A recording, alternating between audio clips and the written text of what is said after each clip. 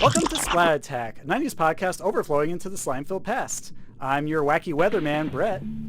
Yeehaw, and I'm your overly excited southern corn cereal eating buddy, Alex. Oh my. Now, Brett. Yes? Speaking of you with the weather, it seems to be a bit cloudy outside, maybe with a chance of thunderstorms. Any clue what this has to do with today? Well, Alex, we'll definitely be heading through some turbulent weather today with today's episode, which happens to be another miniseries review, this time of the Tomorrow People's Monsoon Man. Monsoon Man? It sounds like we need to put together a storm chaser team for this one. I wouldn't want to enter this treacherous topic alone, so who do we get to join us today? Well, some other people I reached out to weren't too happy to participate in riding the lightning. So let's see who else I can cook up on my weather-altering machine. One moment.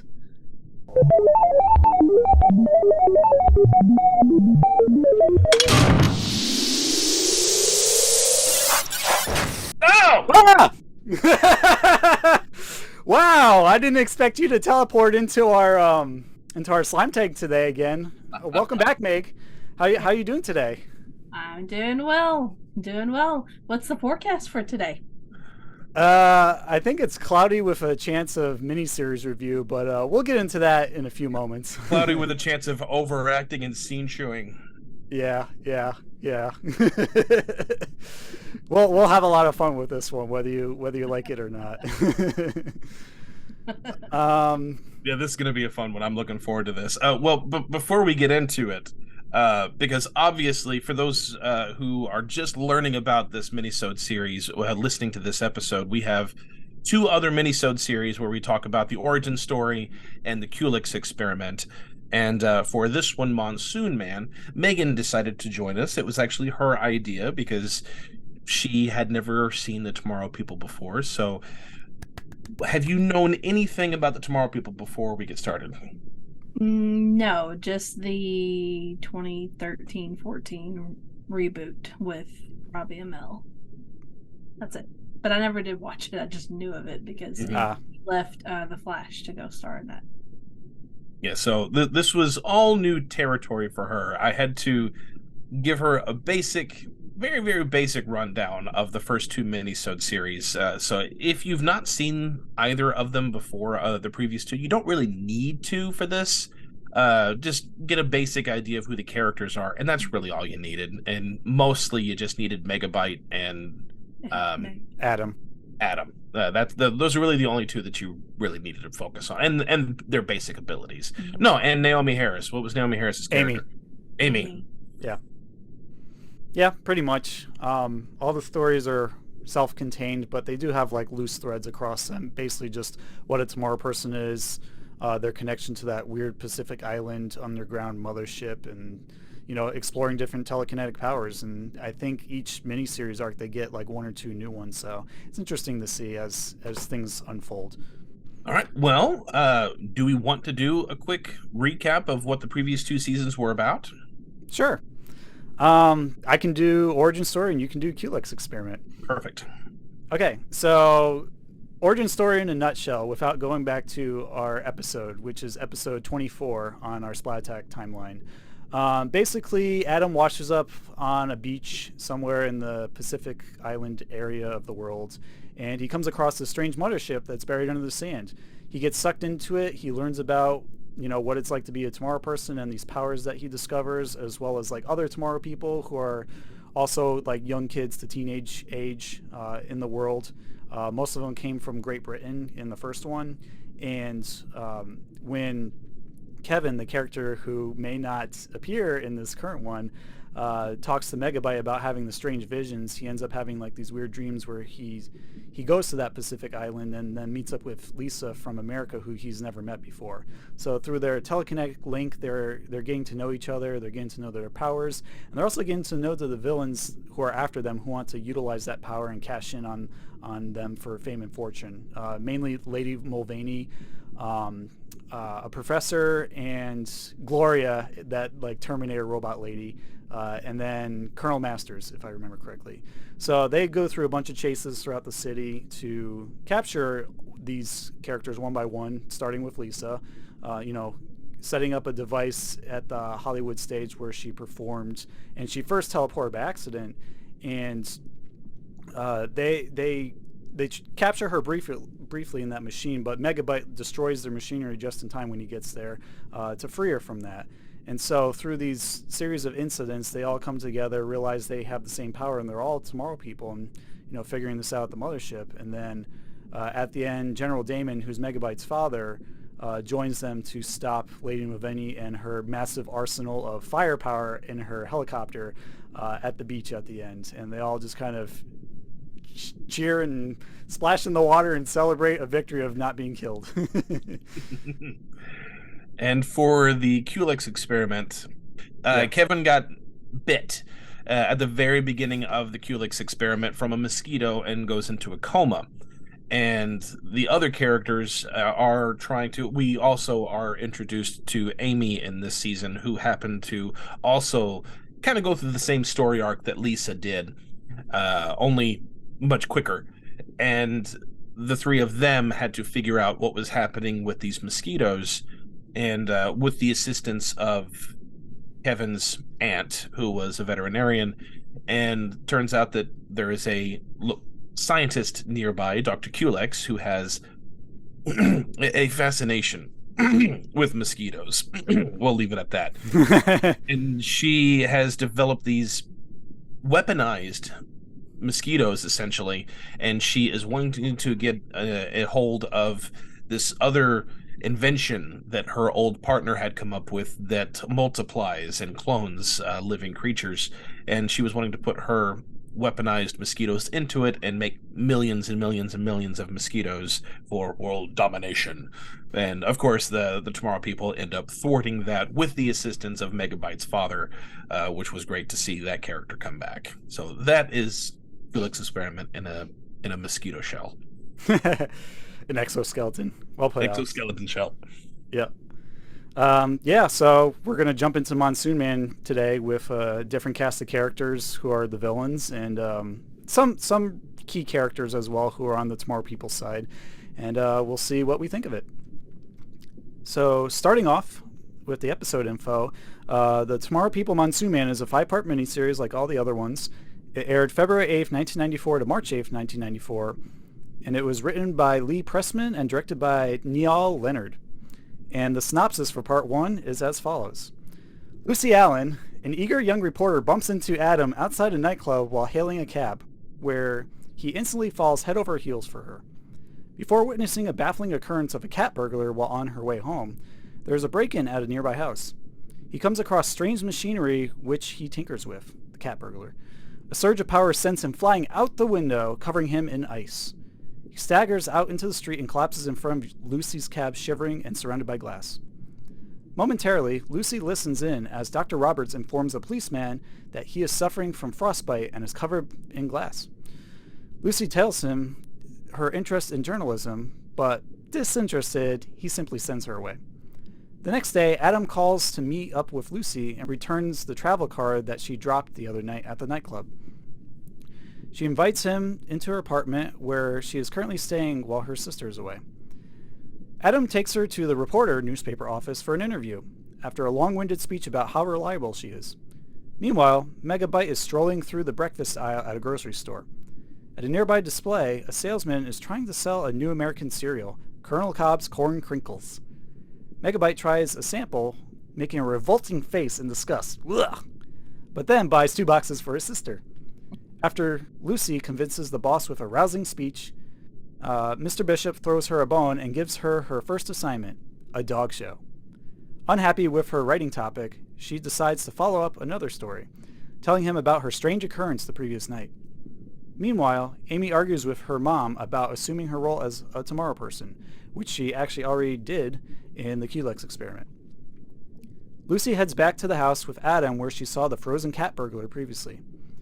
Lucy mentions the dwelling having its window already repaired. Adam reluctantly helps her climb over the wall, but she is repelled by the shock of an electric fence. An inventor named Middlemass and a henchman named Wilkie, who are working on a weather machine, head outside to hear what the ruckus is all about, then quickly return to their work when the coast is clear. Adam and Lucy part ways for the day at her place, and then she hastily runs inside to grab her camera for her mission. Lucy returns to the electric fence with a rope and manages to maneuver herself past it, Indiana Jones style, and enter the yard. She knocks into a watering can and some flower pots, causing Wilkie to return outside and check the noise once more. He senses something is suspicious, but she manages to sneak past him and into the house. Now inside, Lucy then follows him into a purple-lit corridor downstairs, where she sees him and Middlemass using the equipment to generate a rainstorm inside their laboratory. Lucy seizes the opportunity by taking a picture of the far-out site. However, the sound of her film rewinding catches the attention of Wilkie, and he chases the eager reporter out of the house. Thinking quickly, Lucy ducks behind a garden wall. She puts the film in a red envelope marked urgent, and posts it in the delivery box at the reporter, unaware Wilkie is still pursuing her.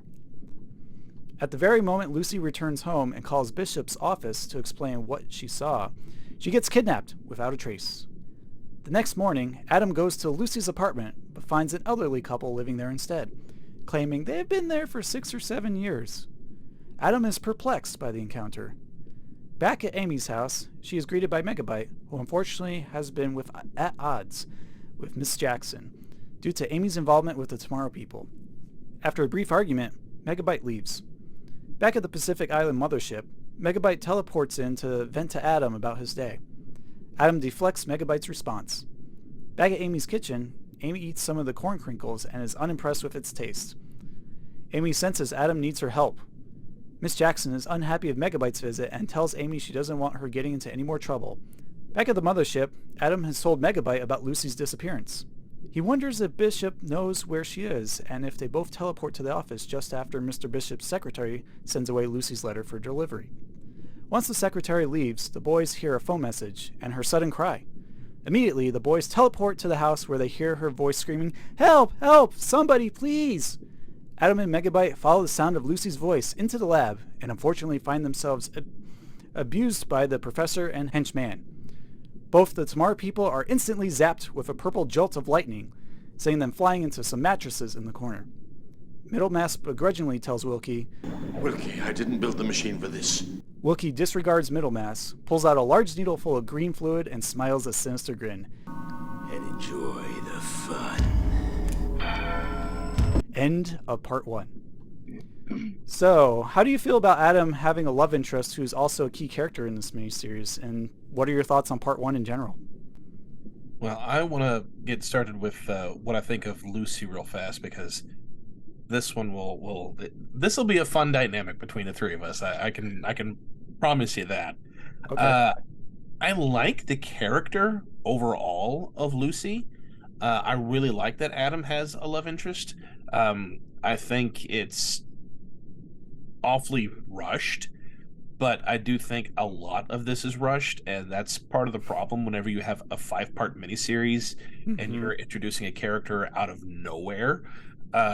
If this was a character that was introduced in a later or a previous season and then was put into this one and just had motivations to want to be a reporter, okay. But to start this just right out of the gate was a difficult thing, and I'm going to forewarn right now, I thought of a lot of constant pop culture references throughout the entire miniseries. The first one was how the two of them met, was very much the same way that Cross and Claire met on the movie Scrooged. The exact same way, because they dropped something and then they both bent down to pick it up and both their heads collided, and then she started calling him Lumpy for the rest of the movie. So. Cupid's arrow right between the eyes. Oh, God, are you all right? Oh, you probably should move some of those. You had a bad blow to that.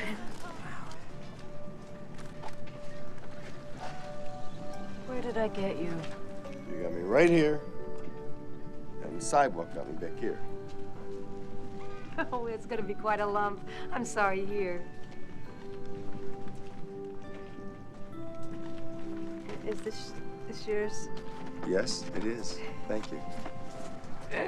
You had some things, didn't you? Yes. Here. Oh! All right.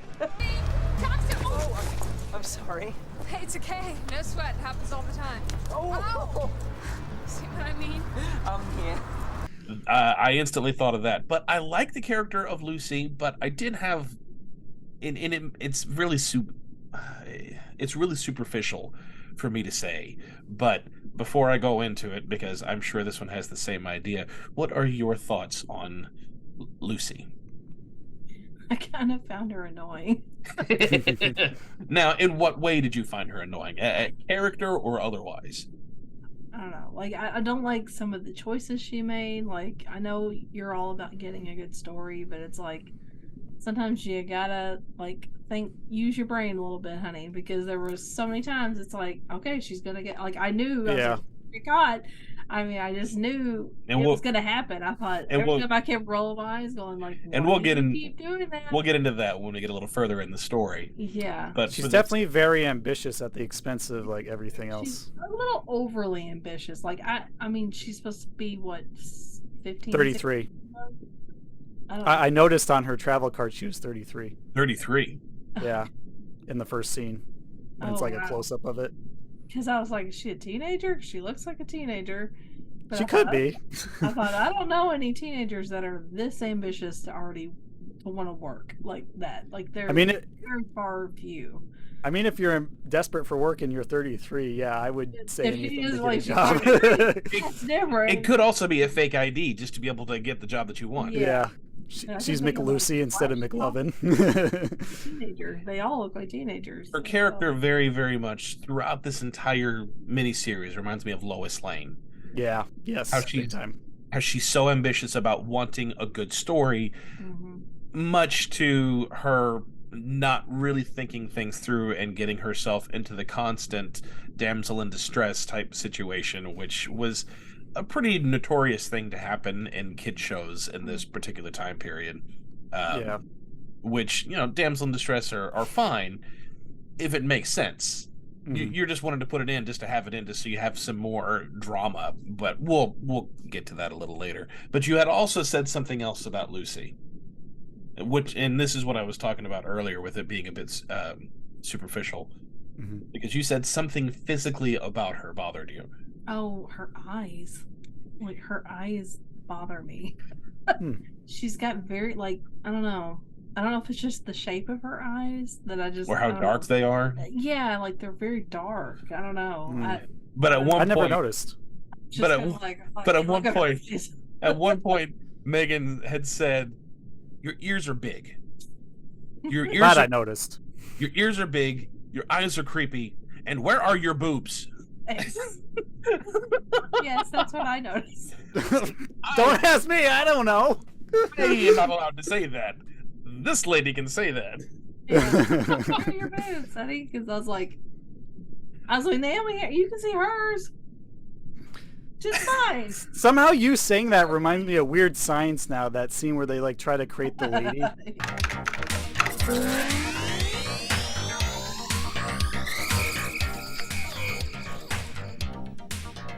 mean, anything bigger than a handful, you're risking a sprained toe, and yeah. But speaking of pop culture references, I'm going to fly through some of these. Whenever the cat burglar was covered in glass and frostbite, and then moseys his way into the street to try to get help, the way that was shot and the way it was choreographed reminded me of the end of RoboCop. Look out!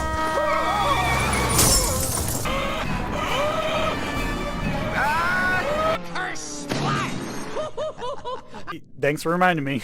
You're welcome. Ugh. The other one is last miniseries we had a J.K. Simmons look-alike, and in this one we actually have one that's more in line for personality with J. Jonah Jameson. Yeah. Because her potential boss was very much that kind of personality. I'll tell you what happened.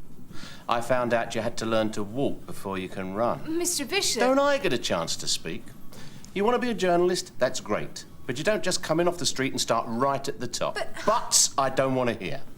I'd like a job, sir. No jobs. Freelance. Best thing in the world for a kid your age. You bring me some more shots of that newspaper-selling clown, maybe I'll take him off your hands. But I never said you have a job. Meat. I'll send you a nice box of Christmas meat. Best I can do. Get out of here.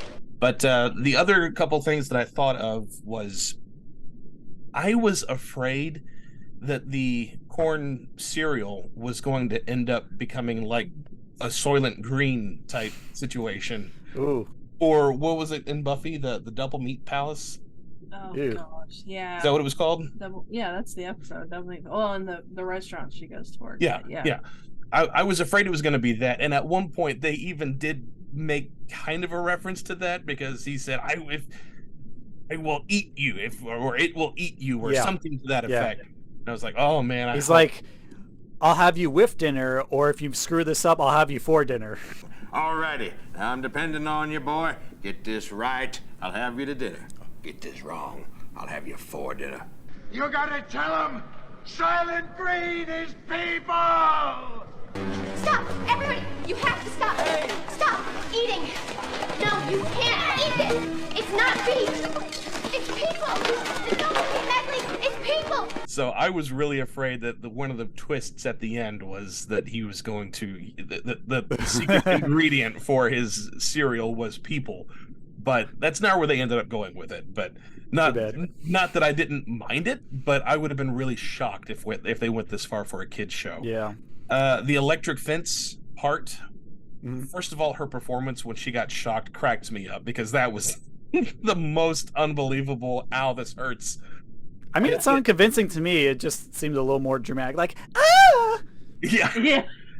And that reminded me of Jurassic Park. Quit worrying, will you? Oh! You okay? That actually reminded me of the Ren and Stimpy episode Sven Hogue with Don't Whiz on the Electric Fence. Yes. So, you whizzed on the electric fence, didn't you? Don't whiz on the electric fence. The other thing that I thought of pop culture-wise was how when Adam came back to visit, and it was an all-new family with an all-new look, it actually reminded me of the movie Flight of the Navigator. Oh, interesting. Because in that movie, the main character gets taken by a UFO. He doesn't realize that's what had happened. He just falls asleep.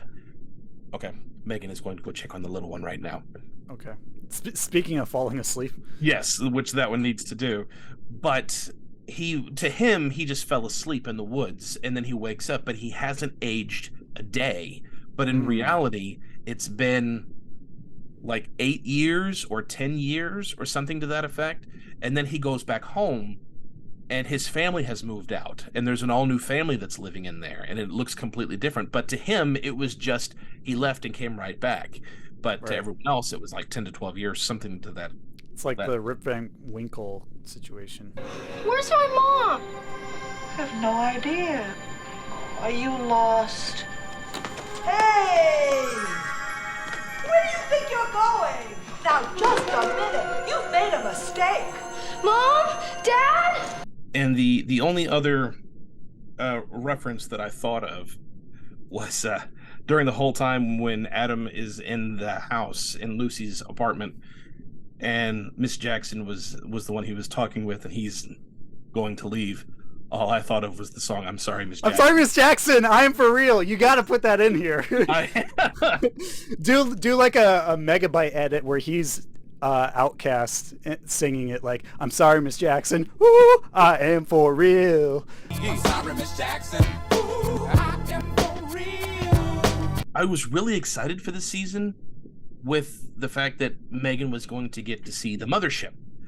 Because I was trying to describe to her what the mothership was like in the previous 2 seasons, and I was genuinely looking forward to see what else we were going to learn from the mothership this season, and I hope you enjoyed it in that one scene on the first episode, because that's all we got of the mothership.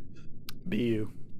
And the last thing that I wanted to say about this first episode is it's goofy. It's over the top. It is hammy acting, but this is a thriller TV show for kids. So all of the villains are extremely cartoonish. We'll get to that. I have things to say about that. But for this one, with Wilkie, with his slight underbite, looks as though you let them escape. You are cruising for a bruising. Now get the boss on the phone. Me? Why me? Because our little caper's been rumbled, and the big guy's gonna have to be told. Well, you tell him then, matey. There's nothing pertaining to security in my job specification. Huh? Give him my regards. He reminded me of George Costanza with a Brooklyn accent. Yes, yes. Only more murderous. Shut your trap and stop kicking the seats! We're trying to watch the movie! And if I have to tell you again, we're gonna take it outside and I'm gonna show you what it's like! You understand me? Now shut your mouths or I'll shut them for you. And if you think I'm kidding, just try me. Try me. Because I would love it! I enjoyed the villains in this movie, all of them, or this series. Miniseries. Yeah. What did you think of the first part of this episode? Of this miniseries? First thing I said was, I hope it gets better. But usually the first part is the worst. Yep. Yeah. Well, I feel like for the most part, for being a kid show, it still set up, the plot pretty well. I feel like, and it left you, hanging on a cliffhanger. I like that it did that so that it would entice people to come back for the next part, or hook them in. So I do like that. I don't have anything negative to say about that, but yeah, it's just because a lot of it was very overly silly and goofy. Yeah, it's cheesy. It's not made for our age. And I have to keep going. It's the mindset of the kids. It's for kids. Yeah. It's for kids. But except they're using 33-year-old actors to play kids. It's like, I don't know. But, I don't know. But anyway, so overall, I feel like it was okay. For a first episode, typical. Usually the first one's always kind of the weakest, unless you are certain shows that come out with a bang. Let's start things off with a bang! Thank you, sir! Waka, waka, waka, waka! I don't know. I still feel like it was enough to pull people in. Yeah. Yeah, I like the setup fine enough. There's nothing too interesting. Honestly, my background is the most interesting part of that part, where we get to see the weather machine in action. Yeah. Oh, man. There's Wilkie in Middlemass right now, kind of testing things out, which that's what roped me into this show when I was a kid for the first time. Aside from Culex experiment, I saw Monsoon Man more than anything. Oh, even more than Origin Story too, when it was first on in '94. And I just kept seeing commercials like, oh, what is this interesting weather machine? What is this show? And I just tuned in to find out. And I kind of tuned everyone out who I found not interesting during the plot. I was mainly just watching for Adam and Megabyte and seeing them blow stuff up with the weather machine.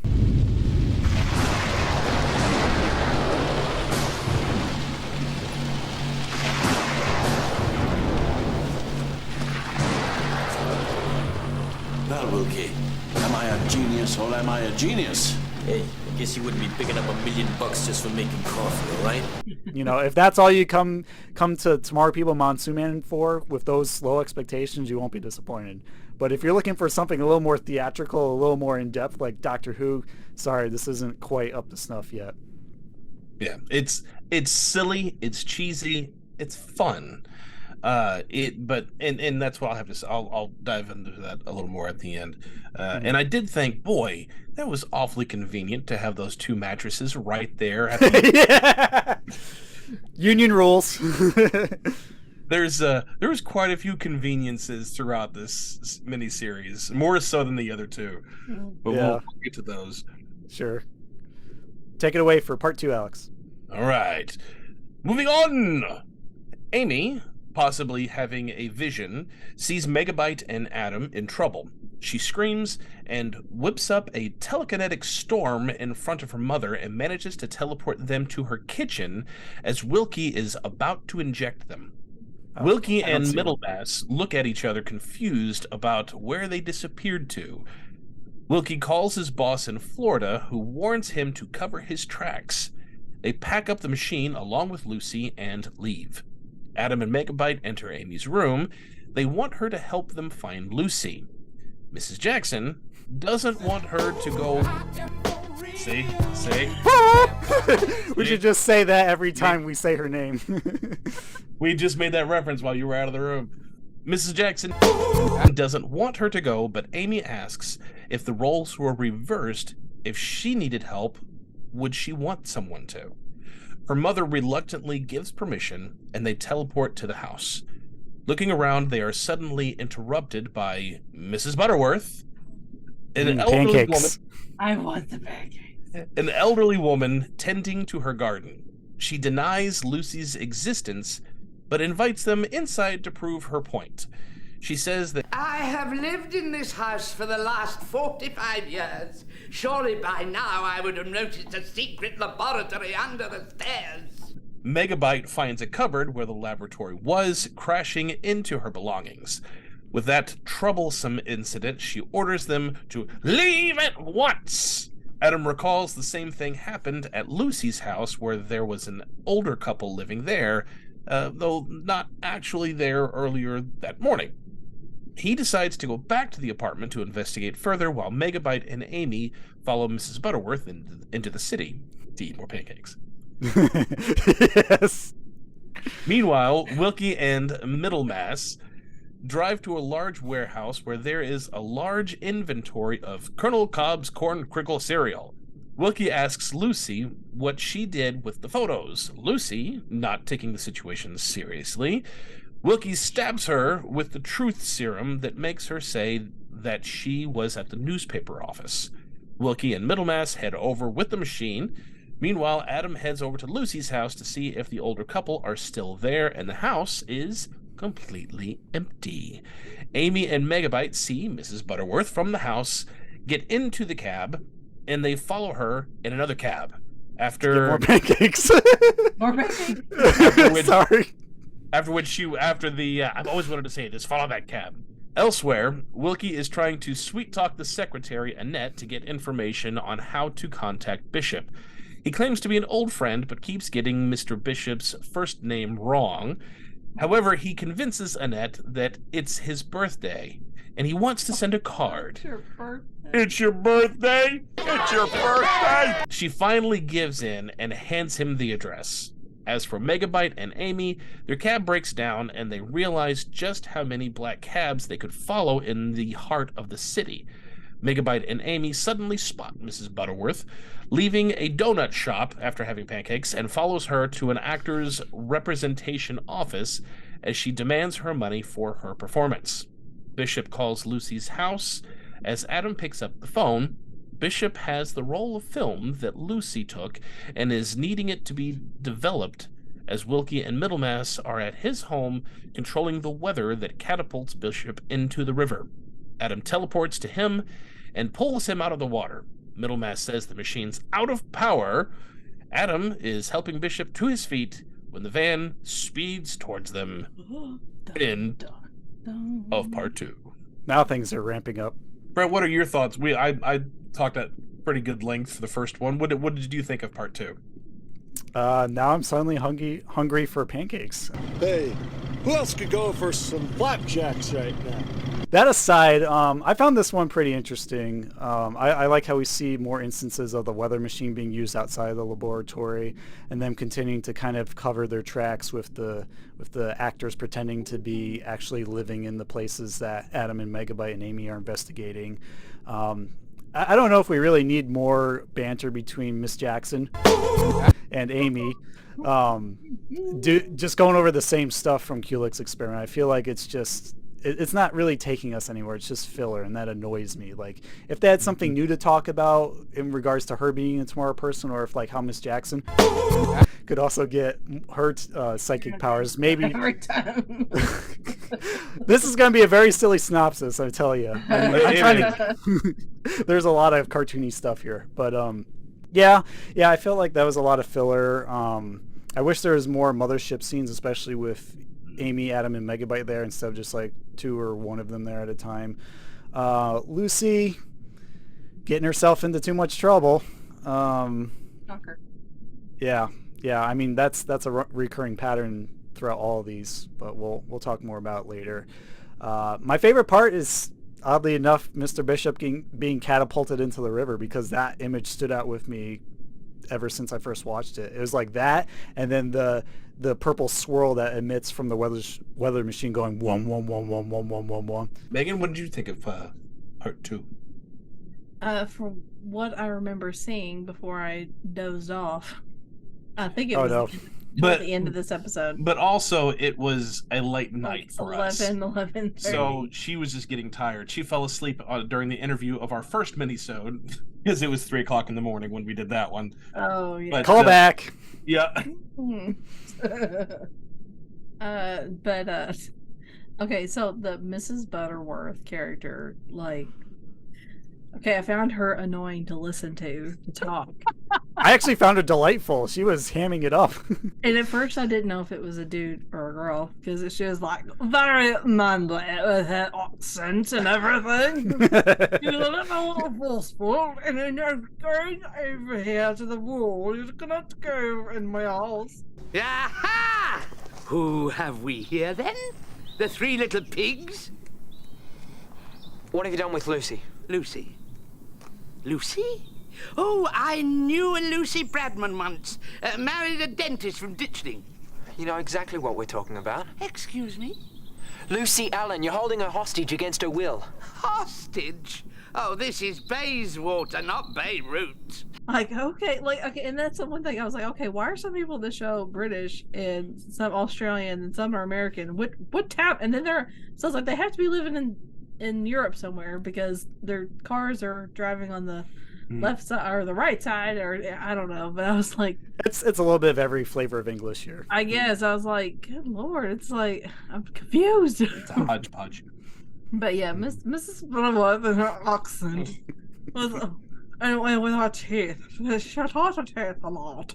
So, I played the role to perfection. I played my role to perfection, and though I say it myself, I was an artistic triumph. She's very much a thespian. And yes, she likes to flaunt it. Which, I mean, I'll just speak to our hearts, as many times as Alex and I have done Shakespeare, but... I liked Megabyte's performance in the audition office in order to take a look at the brand of the check so that they can further their investigation. Yeah. I actually thought that was one of the smartest things in the show. Yeah. Just to give a really bad performance to somebody who's used to looking for good stuff, and then just give a massive eye roll and get frustrated to the point where I just don't care anymore, and look, just do a quick peek while you're doing this. That was really smart. You don't have to take it, just got to get a look. Yeah, because if he actually got the role, oh boy, that would really throw their investigation off course. Like, oh, now I got to show up for this was it they said toothpaste commercial or something like that? Zit cream, pimple cream. Yeah. I don't remember much about the episode though. I'm sorry, but I just remember her and her accent very well. But yeah, you started to doze off near the end, so you got through most of the episode. I still will say I think like Wilkie and another character we haven't mentioned yet is definitely still my favorites in the whole show. Even though he was an over-the-top villain, like, I'm the villain. Yes. I loved it though. I like over-the-top villains, so yeah. Yeah, that's what makes me think of Mark Hamill when he would play the trickster. Good morning, sunshine! It's a beautiful day in my neighborhood. Want to be my neighbor? That's the one thing I've said I wanted to do in theater is I want to do a show where I can be a villain because I want to be like an over-the-top villain or something. I've been the villain a couple times, but never to a play where I could overact and ham up. No, you got to be the devil. Yeah, but that still wasn't being able to chew the scene. No, but you were just there. This the pop culture references. Pop culture. This we need our own segment title card. There you go. Yeah. The main plot for this reminds me of the movie The Avengers, not the Marvel version. Okay. Oh, okay. But the Diana Rigg. One. Well, Diana Rigg wasn't in this one, but it's the same thing. Okay. Diana Rigg was in the TV show. TV show. Okay. But this was the movie of the TV show in 1999 that had Ray Fiennes and Uma Thurman and Sean Connery.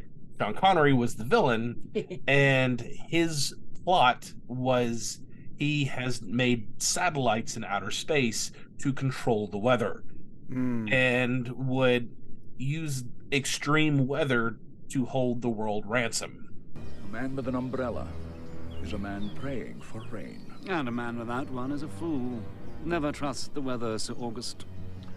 Rain or shine, all is mine. It is not a good movie, but I love this movie. It is a good comparison for Monsoon Man, because they are both extremely cheesy and really fun, but you got to be in the right mindset for it. Yeah, definitely. But Avengers is not a good movie, but I do have a soft place for it. And I also do really like those moments whenever somebody is kidnapped and they're being interrogated, but they're not letting it get to them, and they're just ribbing them the whole time. Reminds me of Poe Dameron on Star Wars. Also reminds me of Black Widow and Phil Coulson at the beginning of the Avengers. I'm in the middle of an interrogation. This moron is giving me everything. I don't give everything. So who talks first? You talk first? I talk first? The old man gave it to you. It's just very hard to understand you with all the... Search him. apparatus. Listen, I want you to talk, and you are gonna talk. Why's that? Oh, you lonely? Let's see, what should we talk about? How do you reckon the Rams are gonna do this season? I'm warning you. So, you taking a vacation this year? Tell me, what is the inn resort for stressed out thugs and hoodlums? And the scene when Wilkie is trying to get the information from the secretary and he's constantly messing the name up, it reminds me of Dirty Rotten Scoundrels with Steve Martin and Michael Caine. Me and Len, we go back years. His name's Les. Les, sure, whatever. I'd appreciate it if you could let me know where I could get a hold of dear old Des. Les. Lenny won't forget this. His name's Les. I know somebody here. I met him on a train. His name is... His name is... James... No. His name is... James Josephson. No. James Lawrence. Lawrence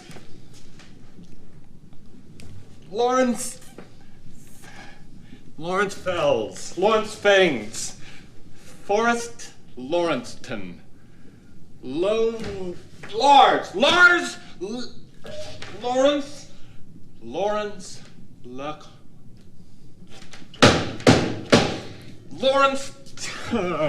His name is James Jessenton.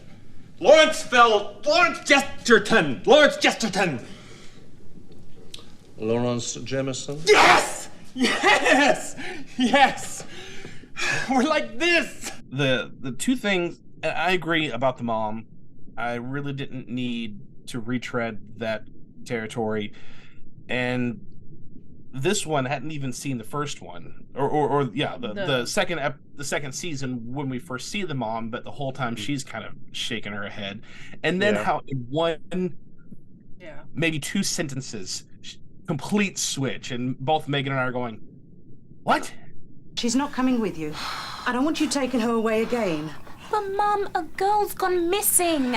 Amy, I heard what your friend said, and it's a terrible thing. And suppose it was me. Say I was in danger. Amy, I'd be tearing my hair out with worry. You know that. And suppose there was a person who could help. Someone who might be able to find her. Wouldn't you want that person to do everything they could to bring her back?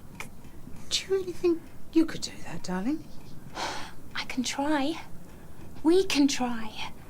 Please. What? Yeah. You could have just nixed all of that and you would have lost nothing. Yeah. They could have just had everyone back at the house and converse there and then formulate a plan. Mm-hmm. And you would have lost nothing but had more to gain from it. Better yet, or either have them reconvene at the mothership for more scenes, talk there, learn about some new powers they can use to stop the weather machine, and see like a more intensified demonstration of the weather machine other than launching Mr. Bishop into the river, which is fun, but I feel like they could still do more. But speaking of new power, this was the first time that I had seen another character teleport other characters to them, because that's what Amy did. Whenever the room was shaking and she could sense that Megabyte and Adam were in trouble, she teleported them to her.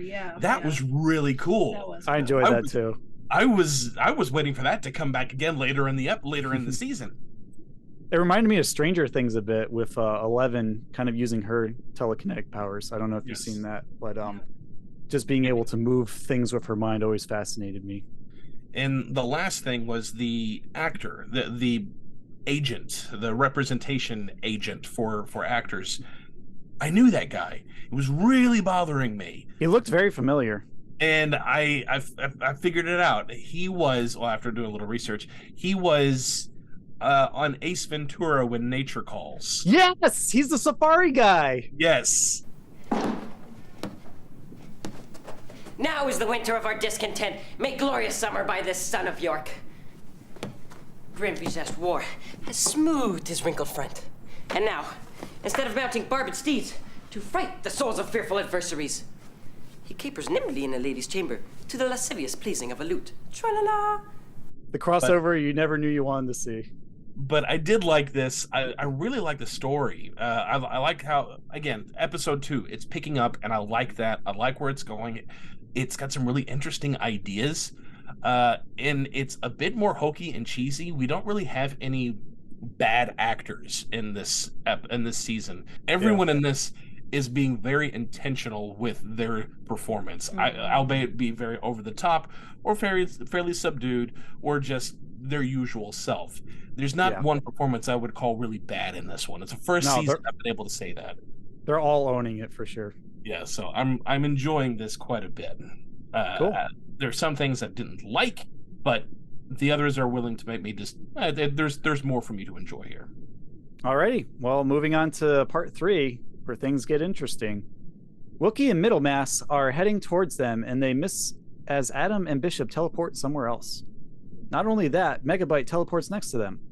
Meanwhile, Wookie and Middlemass find they have a flat tire and argue over whose fault it is. While Middlemass threatens to quit, Wookie essentially, convinces him that, the boss is going to get him real good if he doesn't, follow through. So he eventually backpedals and helps him fix the flat at once. Amy's trying to check out the Triple C company, the company that hired the older woman actress. Lucy is acting asleep, so her being no use anymore, Wookie tells Middlemass to kill her, giving him a gun. He leaves on a motorcycle, not noticing Lucy has gone. Mr. Bishop gets the pictures developed and is stunned to see the weather machine in the photos. However, Wookie, disguised as an old cleaning lady, dusts around Mr. Bishop's office and puts a device on his desk. A detonation device, to be exact. Looking through the pictures, Adam discovers the ring that Wookie wears on his pinky finger and makes the connection with the ring on the cleaning lady. They find a photo of Wookie and notice that despite his face being covered, he has a distinctive ring. Adam suddenly realizes the cleaning lady was wearing it and finds the bomb. Wookie detonates it, wrecking the office, but in true Kingdom of the Crystal Skull style, where they survive the blast by hiding in a metal cabinet. Lucy was able to escape, luckily. Amy, having breakfast with her mother, notices the corn crinkles packet and suddenly realizes that the Cobb Cereal Corporation was behind Lucy's kidnap Mr. Bishop is telling a detective about the bomb, meanwhile, in England. Amy teleports in and tells him what she's found out, that the Triple C's main office is in Florida. Lucy turns up, and Adam tells the police to let her through. She introduces her to Amy and Megabyte. She tells them she was held in a warehouse out of town. Adam tells the others to go to Florida while they go back to the warehouse to find even more clues around the pickup truck. Megabyte and Amy teleport in front of Lucy, leaving Adam to handle the explanations. Megabyte and Amy finally arrive at Cobb's main office in Florida. Amy alerts Megabyte that they must see Cobb. A tour guide, Tammy, is showing around a group in the distance. Adam teleports himself and Lucy to the warehouse, and Lucy notices the car is actually gone. Tammy shows the tour group Cobb's private elevator, which can only be accessed by a secret security code. After the group moves on and one of the kids fiddles with the actual elevator buttons, Megabyte uses his powers to gain access. They head up to the penthouse, and Amy finds a display showing a map of the Earth's orbit. Cobb comes up behind them and tells them they took the wrong elevator. Cobb asks them if they like his cereal, and Amy and Megabyte assure him that they do. He sends them on their way in the elevator, then presses another button on his desk. The elevator fills with gas, knocking them unconscious. That is the end of part 3. So what do you find most shocking as the plot intensified in this part? I can tell you the part that she found the most shocking. The cliffhanger that she got to see on the beginning part of part 4, because she slept through this entire episode. Oh no. Yeah. I That do boring, remember, huh? I do remember the part though when they were in the warehouse with the tour, because I remember the tour guide bit. I must have woke up for a second for that. Yeah. But Yeah. yeah, I did. I fell asleep, but yeah, I caught the whole thing of what happened in the recap, so that I didn't feel like I missed really too much. So No, you still got the basic plot things anyway. I really did like the thing that I found the most shocking is that they're genuinely trying to kill these kids. You don't really see that on Nickelodeon ever. Yeah. The only other time you really see kids in mortal danger is Are You Afraid of the Dark? And even that show has a body count, but you've never seen the attempt to try to kill these kids. You usually just see the afterwards, where you see like the ghost, and then you find out what happened to them. It's very rare when you've actually seen a genuine attempt to kill somebody By an adult, not like a monster or a supernatural being. I mean, there was guns involved, there was explosives involved, and I mean, if I had seen this, if I knew about the show when I was a kid, I would have dug every bit of this. This is right up my alley, and I got to play some of it here, but I've got to play some of Colonel Cobb. Do you kids like my corn crinkles? What? Corn crinkles! Do you like them? Me? Yeah, I love them. And my mum, she's a big fan. Yeah, I bought 2 boxes this week. Real tasty. But do you truly like them? Definitely. My favorite. Good. I'm real glad to hear that. My pleasure. My pleasure. And I trust all those little security glitches have been eliminated. Oh, incontrovertibly. Every hole filled, every loose end tied, every wrinkle ironed out. Good. Because if there's one thing that makes my blood froth, it's incompetent slipshod slapdash security! Yes, indeedy. Yes, indeedy do. The day I have waited for so long. The day those fools are gonna finally sit up and take notice of Jeremiah J. Cobb. The day the rains came down.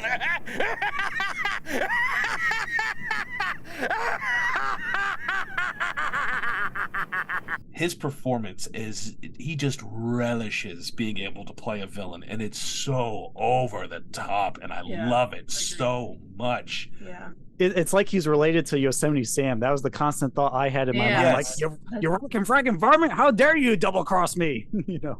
But with a little bit of the Foghorn Leghorn. I say now. Over there, boy. The roughest, toughest He-Man, stuffest hombre has ever crossed the Rio Grande. And I ain't no man be pandy. That dog, I say that dog, strictly GI. Gibbering idiot, that is. Pop culture references. Pop culture reference. I instantly thought of James Bond with the elevator, because they do that twice in the Bond franchise. They do one where it is exactly that. Bond in Diamonds Are Forever, Bond is in the elevator going to the top floor, and Blofeld gasses the elevator and he's passed out. Oh, no, it's when he lowers the elevator, but still, Blofeld gasses him and then puts him in one of those stupid traps that's supposed to kill him and the villains leave and that BS. You press L, Mr. Bond. The word lobby begins with L.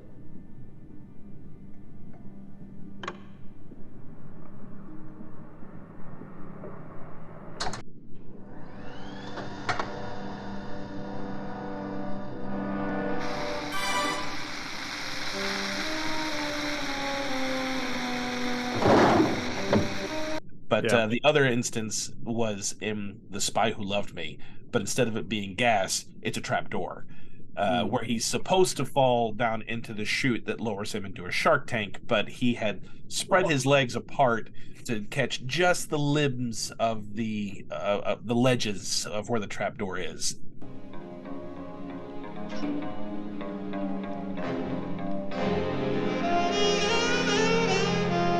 Goodbye, Mr. Bond.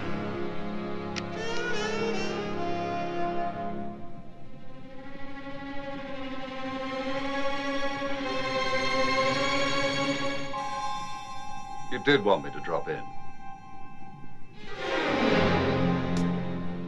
I was really entertained by the kid on the tour. He reminded me of Tiny Toon, Tiny Toon Adventures episode where Plucky's like making the elevator go up and down, like elevator go down the hole. Go down the hole. Yep. I push the button. I push it. I push it again. I push it again and again and again and again. Don't overdo it, Plucky. Once is enough. Elevator go down the hole. I'm having like some serious amnesia because even though I watched the entire series yesterday, it's hard for me to recall, even as I'm there reading. wasn't a whole lot in part 3 that was really overly memorable. No. It mostly felt like filler outside of that one part with the explosion in the office. Yeah. And the part with the elevator right at the very end. Those are really the only two big and the introduction of Colonel Cobb in person. Yes. Yeah. Most everything else is kind of forgettable. Yeah.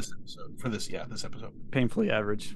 Alrighty. Well, take us into part 4. Hopefully we get a little more turbulent weather going on here. Oh, yes.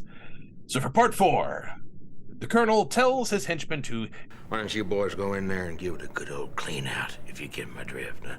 Meanwhile, Wilkie is seeing Middlemass off at the airport when the henchmen, Twitch and Beef, retrieve Megabyte and Amy from the elevator. Adam and Lucy have found nothing at the warehouse, but Lucy points out that they haven't checked the truck.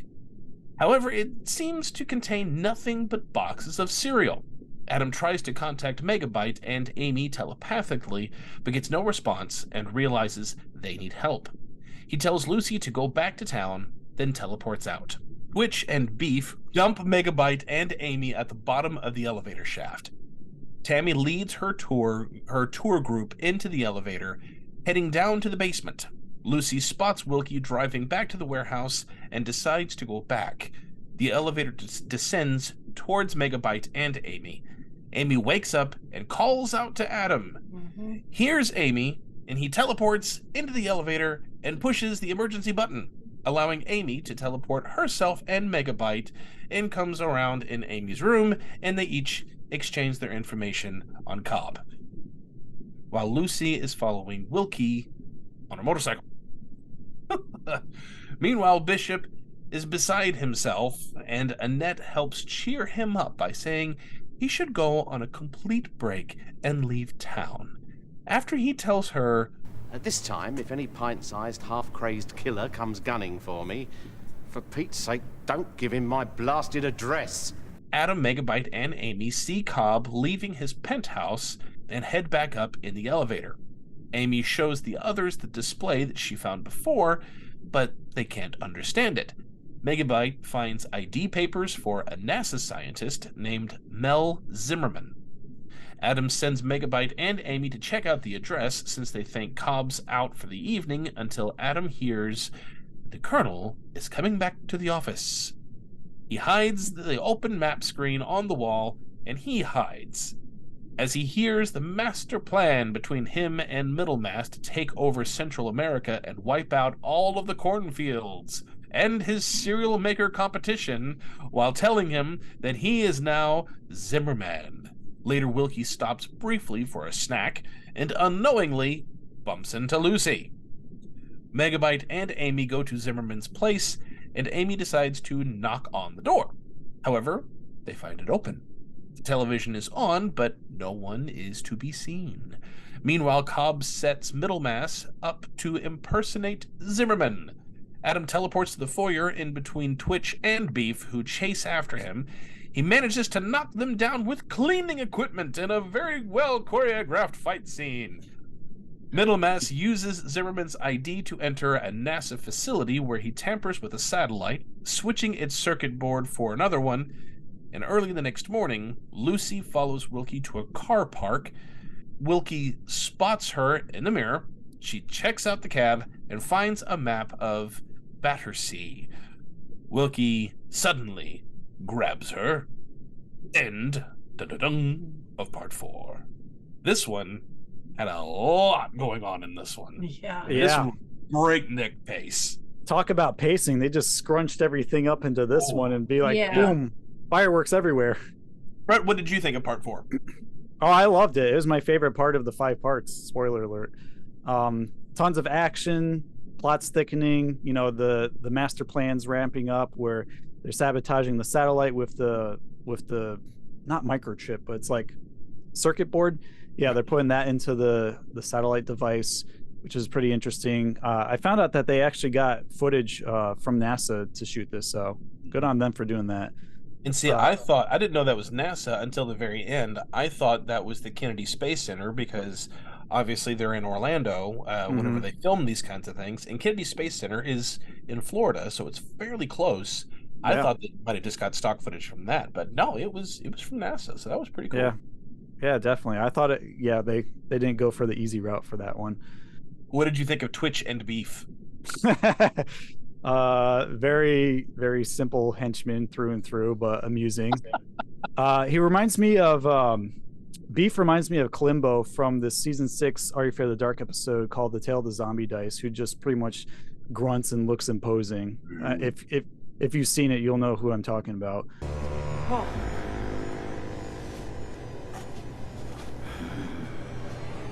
Okay, Frankenstein, whatever. Yeah, it's amusing because Twitch does all the talking, and the thing that stood out to me the most is the elevator scene where they're thrown into the shaft and the elevator's coming down, and I'm just waiting for them to go splat until Adam presses the emergency stop button at the last moment, and it's literally like an inch away from their faces, and I'm like, how are they going to move out of there? Even if they're teleporting, like, how do they get the actors in there? And it gives me serious claustrophobia, and that has definitely stuck with me since a childhood, that scene. Now, what did you say about this scene? The elevator? Yeah. First of all, I thought, okay, if she can teleport, why didn't she just teleport herself out of there? I guess the anxiety made it hard for her to concentrate. That's what he said, and I was like, okay, but I was like, I don't know, but I was like, that's the first thing I would have thought. I'm like, well, I can teleport out of here, bye, and I can teleport other people out of here, bye. I don't think she's the youngest or the newest member of the Tomorrow People group, at least for arcs 2 to 4. So I think she doesn't have a full grasp of her powers quite yet. It's still like happening in like happenstance instead of like, I have full control of this. Adam's the unassumed leader of the group, so he has like full understanding and mastery of his powers. I mean, she still teleported them out. Yeah. She still grabbed the other person, still grabbed Megabyte, and the two of them still teleported out because he was asleep when that happened. Mm-hmm. But still, the only thing and much like you, the only thing I could think of was just that moment. If it's a fairly young teenage, teenage, young adult age girl who wakes up and sees an elevator coming down, it's easy to panic in that moment. So I'm letting it slide, but at the same time, I'm like, writers, come on, you could have saved a few seconds of time there, just to put towards something else. But more beef and Twitch. Speaking of that scene, pop culture reference. Pop culture reference. Makes me think of Mission Impossible, the very first one, the movie from '96, I believe.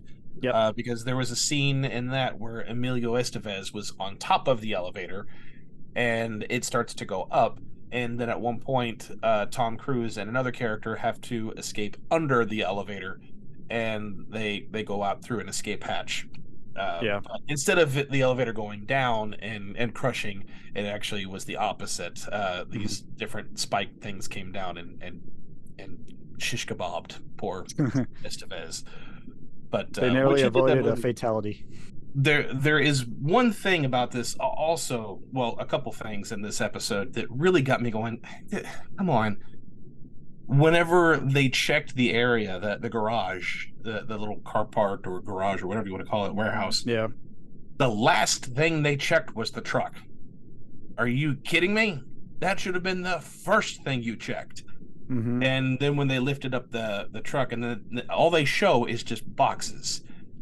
Then you try to touch it, and they were like, "Oh, well, there's nothing here." Yeah. Oh, darn! And I'm thinking, look, remove the boxes behind the box. Jeez. And I mean, you could have easily taken some of those seconds away from when the elevator was coming through if you had teleported out, tried to move one of the boxes and found that they're not moving because they were attached to a door. And even if you tore the cardboard and you could see the metal behind it, then they're gonna know there's something there, which is fine. And they could have found a reason as to why they couldn't teleport into it, because, well, there's obviously something here, but I have no idea what's back there, and I could put myself in danger. How can I get in here without putting myself in danger? And then they start to try to telecommunicate with Amy, and then realize that she's in danger, and then continue as you have been. There you go. Fix your script. But that bothered me. And also, what were you saying about Lucy at the very end? Like, first of all, she's following on a motorcycle, and she's like on top of him following him. I'm like, you can't get that close if you're gonna follow somebody. No wonder she was caught. I mean, you'd have to be. I know. In broad daylight, she was literally right in the mirror's view. If anything, you should be like super close to the truck or on the other side of the trees where the entrance is. Yeah, that bugged me too. I'm sitting there going, why? You just want to be kidnapped. Here? Is what I want to be like. You just want to be kidnapped. Yeah, you're just. Yeah, I was like, you're just asking to be kidnapped. I mean, come on, you literally just got freed, and now you're like, well, let's see what else I got. Let's see if I get kidnapped again. Too ambitious, that young girl. Not thinking. I told you, she annoyed me. Yeah. This was the part where I went. She's going full Lois Lane. Just constantly getting herself in danger for something really stupid, or doing something really stupid. I like what they were trying to do with the fight scene, the quote unquote fight scene with the mop and the mop bucket, but you guys aren't fight coordinators. Nickelodeon doesn't have fight coordinators. Just stick with the chase scene. And also, Adam, why are you chasing? You teleported in. Just teleport right back out. Yeah. You don't have to run on foot. Yeah. I guess they just need it for dramatic effect. Yeah. Just to make something more engaging and fun, which is fine, but dude, some of the holes are showing. Well, we're going to wrap up with part 5 of the synopsis now and see if the weather's going to cause a cancellation or if it's going to clear up and bring out the sun. So Lucy's kidnapping doesn't last long as she bites Wilkie and runs off to her motorcycle.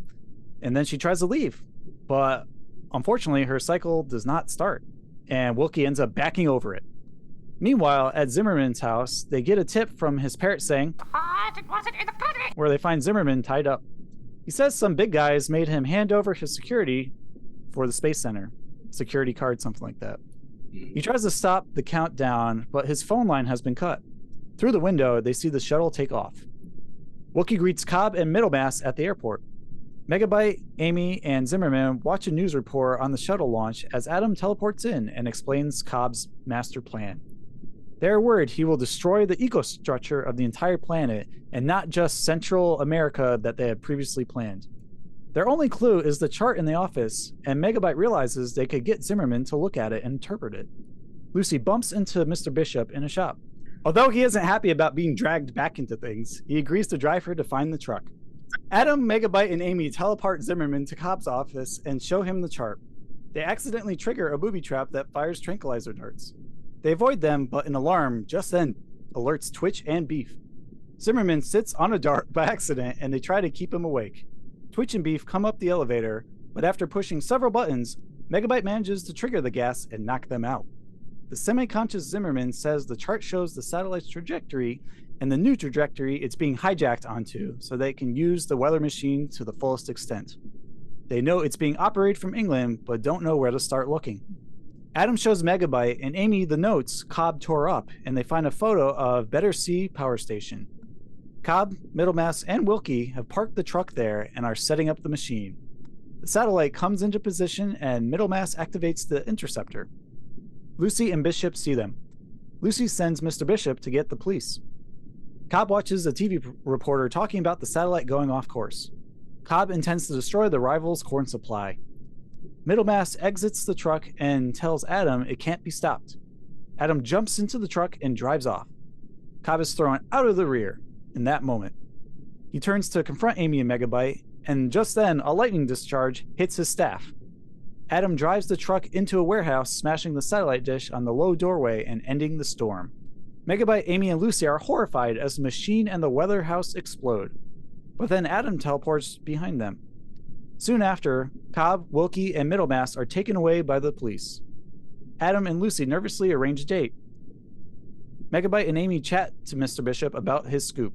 He's looking forward to writing about the Tomorrow People, but Adam says they'll have to leave that part out. Lucy offers to write about it, and Mr. Bishop says there'll be a job for her when she finishes her studies.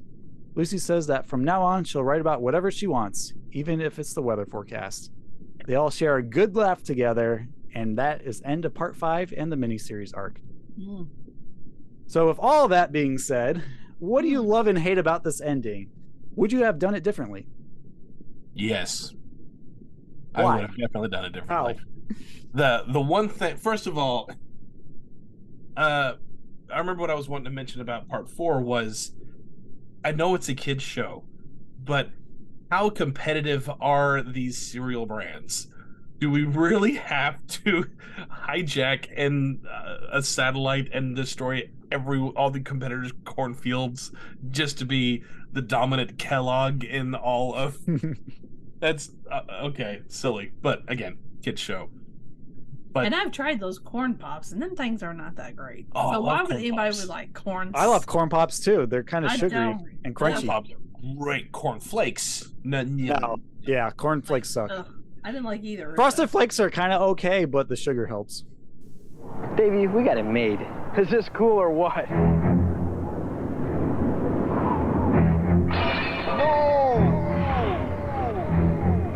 Not my corn pops!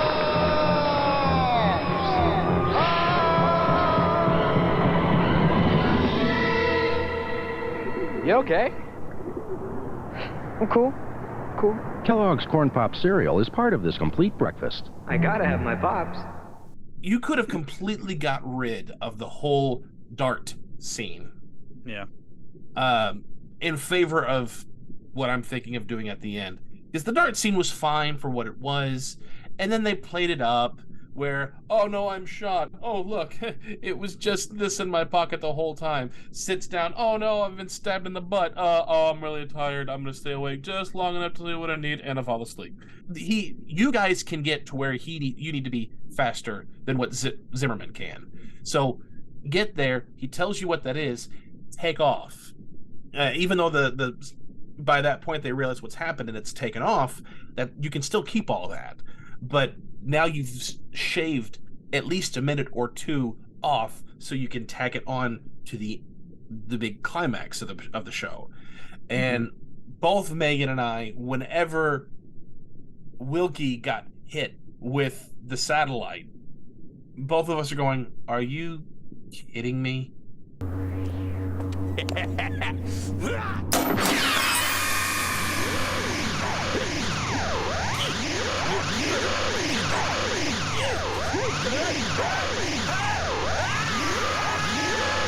You're gonna do this cop-out ending. That was not done well at all. Too simple. Too simple. But what I would have loved to have seen happen was when he got hit with the satellite, if it was malfunctioning, because when we saw it working appropriately at the beginning and it gave a dude frostbite, what if now that it's malfunctioning and he got hit with it and now it's broken, what if he got some of the abilities and was starting to control the weather there, and now that he has a god complex, and now he's wanting to be in charge of the colonel, and now he can do whatever he wants. He doesn't have to answer to the colonel anymore, and he is the Monsoon Man. Yes. Now you save time from the beginning, and you can have a really cool big showdown between these. You actually have reason for these people to teleport. You don't have to do foot chases. You can just have some simple practical effects of rain and the little things where they would have people jump like they were being struck by lightning. But you could and still have Colonel get shocked by the lightning bolt. You could still have that, but now you've got a really big epic climax. Yeah, I love your version way better because it really amps things up. And it really intensifies the use of the weather machine, because for the most part across the series, it's just been like a backseat device where it's like, oh, okay, we see a little demonstration of this here and a little bit there, and maybe a little bit more here at the end where it's like actually beaming into the sky and we see the rain and the thunder come down. But I always felt like they needed to push that further in some way, whether it be like give someone powers or actually kill a character, or just somehow change the dynamic that the Tomorrow People have against the villains, because for the most part it just feels too subdued to me.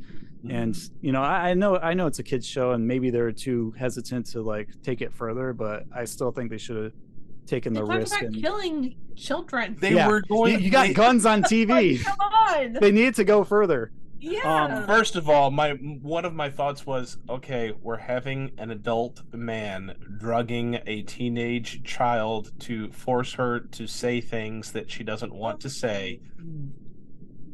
Sketchy. Must be Tomorrow People, because that again, things you can't do now, but you could get away with in the 90s. Yeah. But they had children gassed and going to be smashed by an elevator and run over by a truck and also shot at by darts, and was going to shoot them point blank with a gun and hit with a lightning bolt, and try to kill them with a bomb. You could have a cool fight at the end. You had a fight with cleaning equipment. Again, you could have just teleported from one end to the other and saved more for the climax. Yeah. I really like your like plot rewrite, so I don't want to change anything about that. But from like a technical filmic perspective, I would change a few things. One of them being, I wanted to see shots of their plan actually succeeding, like seeing some crops start to wither, or at least a small hint of that, so that we know, hey, this is escalating. We need to stop it before it's too late, instead of just show the sky at this weird station. I don't even know where they are. Some NASA headquarters thing. But I also wanted to see Colonel Cobb die when he got struck by lightning, or get powers or something, because how you can't survive a lightning blast and then get arrested? What the hell? I wanted to see his skeleton, for Pete's sake. He's not Barry Allen. He's not a Looney Tune, even though we called him Yosemite Sam earlier. And they did go the Looney Tune route. For those of you who are, we'll play a clip of it, but he gets struck by lightning and then he's charcoaled. He's all black, and both Megan and I went, "Oh, come on. Come and get me!"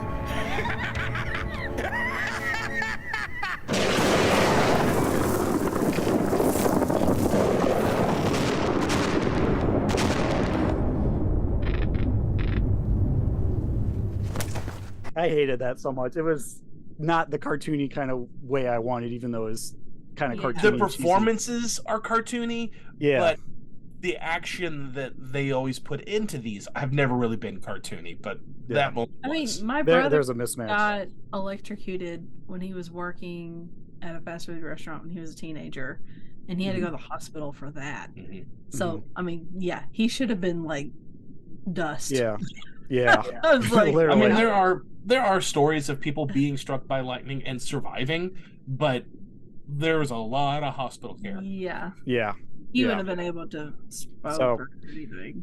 Assume Colonel Cobb gets killed in that moment, and then Wilkie takes over, and he's hit with a weather machine, gets his powers, and he faces off against Adam and Megabyte, and they use their arsenal Tomorrow People powers that we really haven't seen throughout this entire miniseries arc, aside from like heat hands and teleportation, and they just have an all-out brawl and maybe just try to fight with different weather things being blasted at them, like hailstorm, flood, more lightning, tornado, anything you can really think of. I need to see more variety and just ramp it up more, and how Lucy just kind of essentially falls into the situation and fixes everything.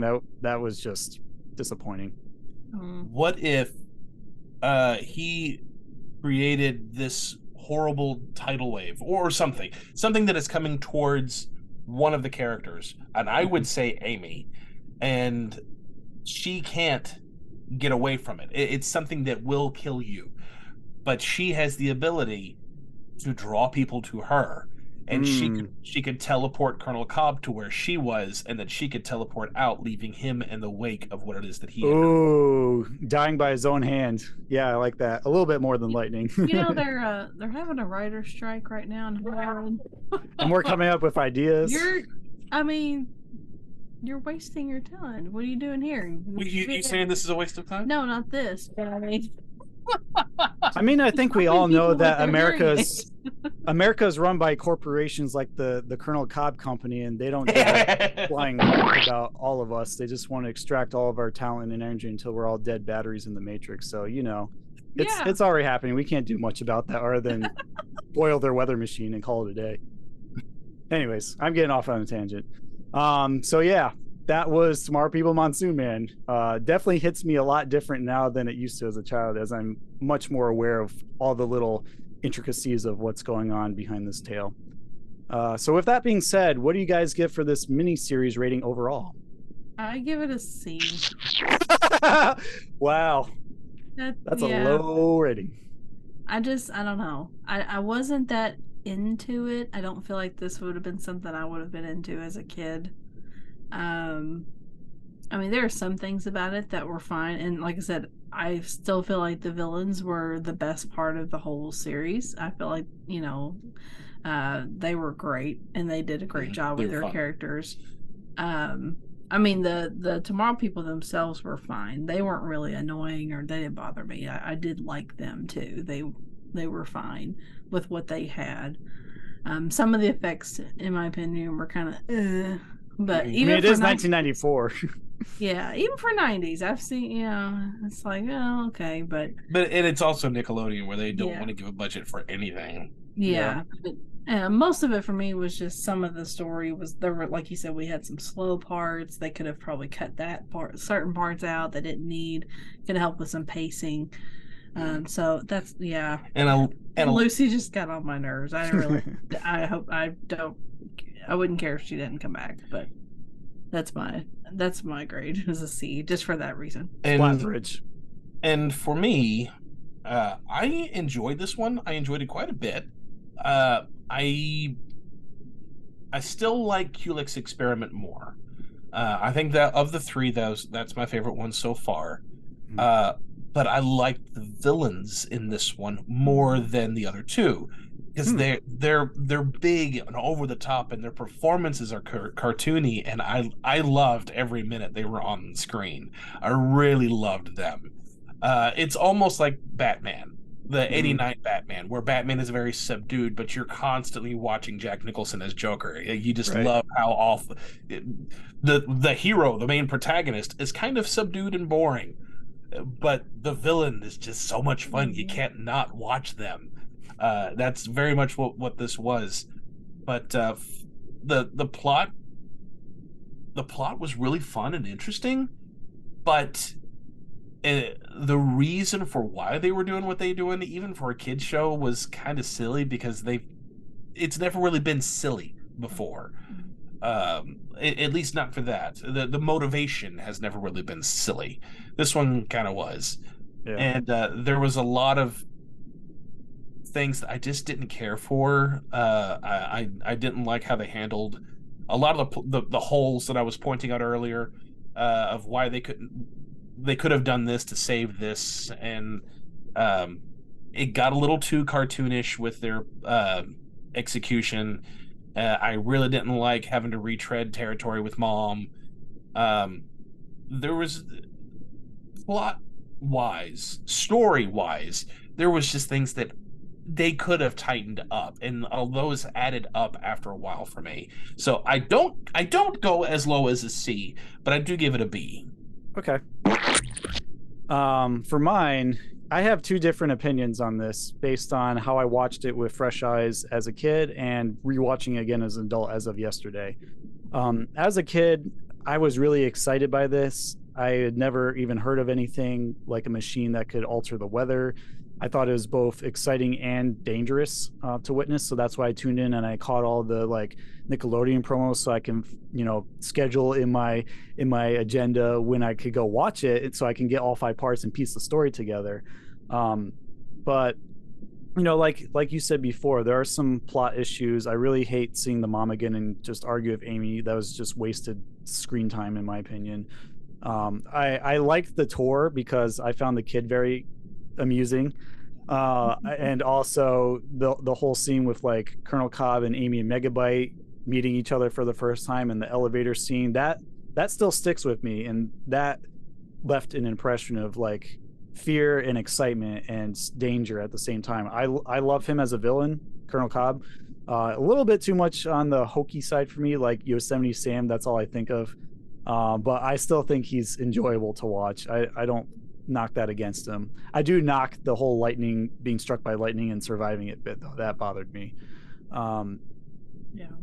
Plot wise, it was just all over the place with pacing, like too slow in the beginning, too much going on in part 4, even though I like some of those parts, and then part 5 just seemed like a over the cliff and then down 5 feet and the story is resolved. Yeah. Lucy definitely felt shoehorned in there. I wish she had more time to develop, or even was introduced in Culex experiment to kind of segue her in as like a new cast member who's assisting the Tomorrow People, because we don't have General Damon this time around, and maybe she replaces that spot, for lack of a better like casting. So as a kid, I would have given this an S, a splatterific, because I found it really exciting and just waiting for the different parts and seeing all the different ways they're like messing with the weather to affect people, and of course the explosions. I love them blowing up the reporter newspaper place, which of course it was made for whenever you were a kid. Yeah, it was my target demographic, and I was eating it up because it felt very mature for a show back then, like Are You Afraid of the Dark?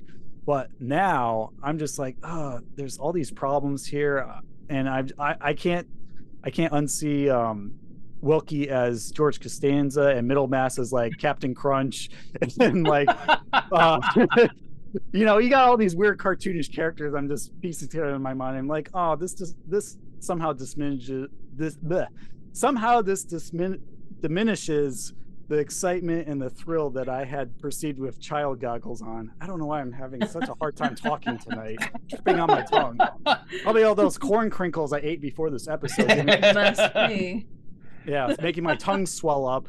But now I would give it a Splash Factory of Alex, a B. I don't think it's better than Origin Story or Culex Experiment, because Culex Experiment was brilliant, and this is just kind of like, what are we going to do for the third one? Because we have to try and meet or exceed the expectations that were set so high with the second one. So, yeah, I'm gonna give it an S as a kid, a B as an adult, which gives my rating as a BS. What does S stand for? For sitter. Yeah, sitter.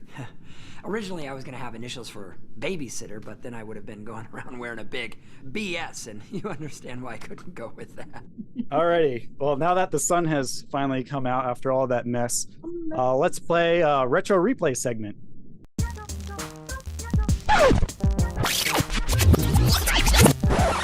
Retro replay.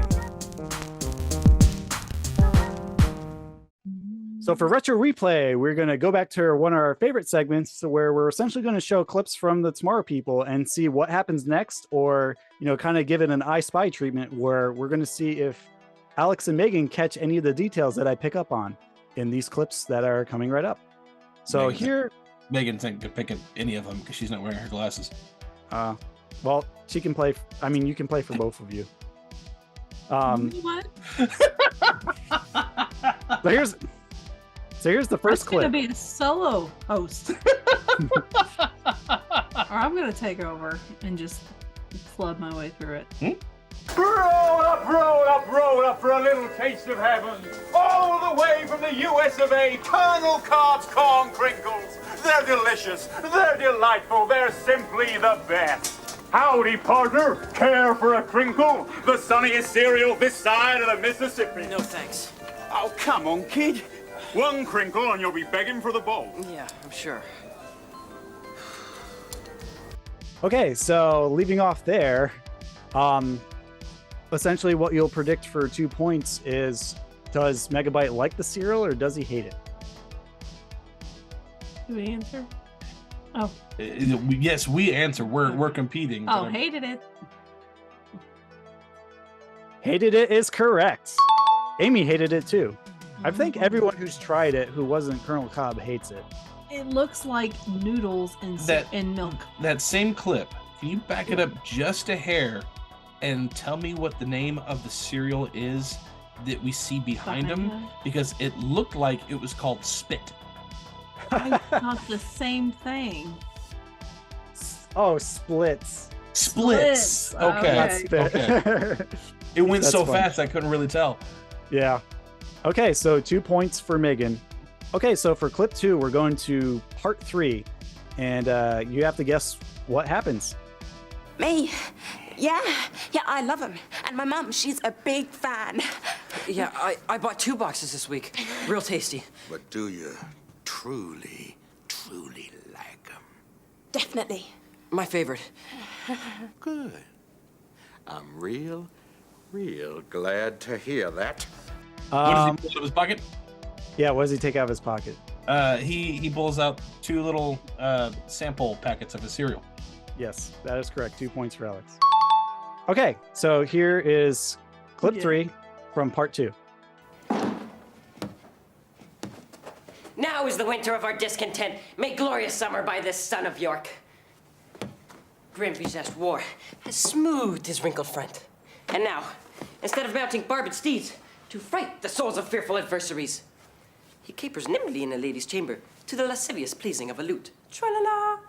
But I, that am not shaped for sportive tricks, deformed, unfinished, sent before my time into this breathing world, scarce half made up, and so lamely and unfashionable that dogs bark at me. Rawr! Once more into the breach, dear friends. Romans, countrymen, lend me your horse. A horse, my kingdom for a horse. Cry God for Harry, England, and St. George!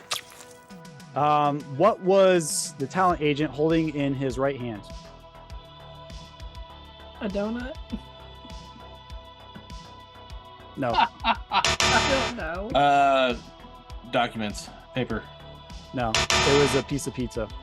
I knew it was food. That's why right. I They was brought like, the pizza in, yeah. Yeah. Yeah, because he ordered a pizza pie right before he let Megabyte into audition. Okay, so we're on clip 4. Oh, look, Beef, a party, and nobody invited us. Ain't that a shame? Never mind. We'll get Crash. So for clip 4, once the henchmen find Megabyte and his friends in Colonel Cobb's office, do they end up kidnapping them? No. No.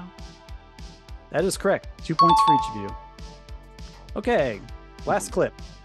Stop being so negative about everything. Look at me. The paper's shut down. I'm out of work, but I'm still smiling. Until we reopen, I'll just take it easy and enjoy a few weeks paid leave. Who said anything about paid leave? You know what you need? Yes, a bomb-proof bunker and a bottle of whiskey. What does Annette say that Mr. Bishop needs? A holiday. That is correct. 2 points for Megan. -2 for Megan? Oh. I'll do one more. No, it's fine. Megan wins. Yay. Good job, Megan. You won retro replay. 6-4. It was close till the end. Yeah. I was like, oh, a holiday. Holiday? A holiday. All right, guys, now that we're done with our miniseries review, any final thoughts on Monsoon Man before we head out for the day? Tomorrow People, just in general, it's not really for everybody, but they are really fun to check out, particularly the Culex experiment. But this one, if you like really hokey, cheesy, over-the-top villains that just chew the scenery up, and you're willing to just let reality go out the window, just have fun, it's not a bad watch. It's pretty decent. Yeah, I think it's a pretty fun series.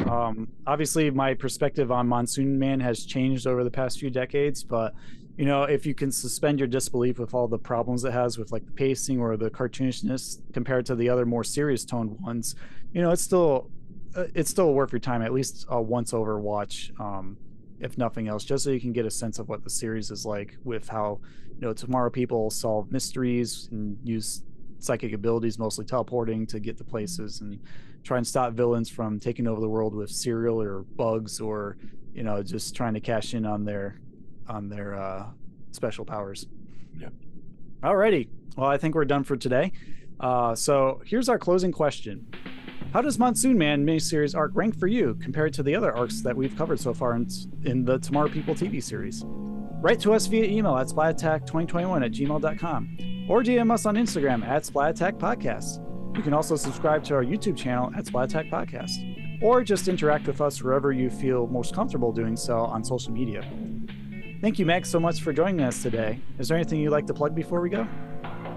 Just be sure to check out the Meg Reacts. I think we've got another episode of Meg Reacts coming. A bonus one. Bonus. Surprise, we're having an encore. We are having one more than we had initially planned. I'm so excited. I've actually really enjoyed doing the Meg Reacts, so I hope I get to come back next season for another round of Meg Reacts. I'm a little bit easier to handle than my child, so but maybe we can partner up sometime. I can get Sam to join me with one. So but yeah, be sure to check it out. Looking forward to it. Yeah, those videos have been great, and I'm really excited for the bonus one we're going to get at the end of the season. All right, tune in next time, Slimesters, when we pack our bags and head to 2 spooky summer camps to ignite a heated versus battle between Are You Afraid of the Dark's The Tale of Watcher's Woods and Goosebumps' Welcome to Camp Nightmare. Who will escape the unspeakable evil lurking in the forest? Find out here, only on Splat Attack. Until then, Alex, will you drain the slime tank for us, please? I gotta quickly walk my dog before another deluge of rain strikes unexpectedly. Aye, Co-Captain. Now, while you're at it, I'll just enjoy some of these wonderful corncob crinkles. You have to pick your teeth after every bite. Ugh, gross, Alex. How can you even eat that? There's no flavor or nutritional value. Easy. I just think of sweet, savory taste of corn. Gotta have my pops. Ugh. Well, in the meantime, watch out for any strange weathermen and thugs out there. You too, Meg. Splat you later, Slimesters. Bye.